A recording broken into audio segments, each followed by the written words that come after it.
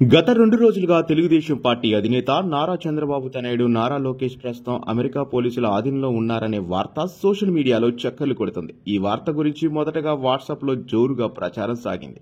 ఆ తర్వాత కొద్ది సమయంలోనే సోషల్ మీడియాకు సంబంధించిన అన్ని వేదికల్లో ఈ వార్త ప్రబలుతోంది.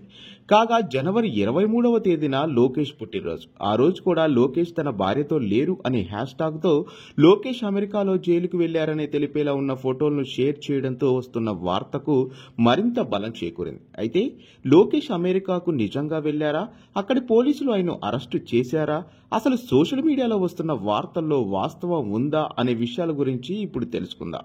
లోకేష్ అమెరికా వెళ్లిన మాట వాస్తవం. అయితే అక్కడ ఆయన్ను పోలీసులు అరెస్టు చేశారని, ప్రస్తుతం లోకేష్ పోలీసుల ఆధీనంలో ఉన్నారని వస్తున్న వార్తల్లో వాస్తవం లేదు.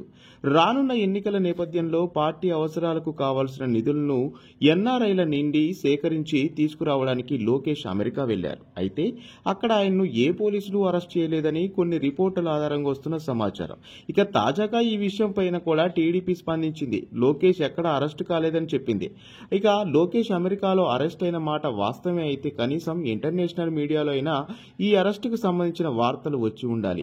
కానీ ఇంటర్నేషనల్ మీడియాలో కూడా ఇందుకు సంబంధించిన వార్తలు రాలేదు. ఈ అంశాలను ఆధారంగా చేసుకుని చూస్తే లోకేష్ అరెస్ట్ అయ్యారనే వార్తలో వాస్తవం లేదని తెలుస్తుంది. ఇక 2024లో ఏ పార్టీ అధికారంలోకి వస్తుందో మీ అభిప్రాయాన్ని కింద కామెంట్ రూపంలో తెలియజేయండి.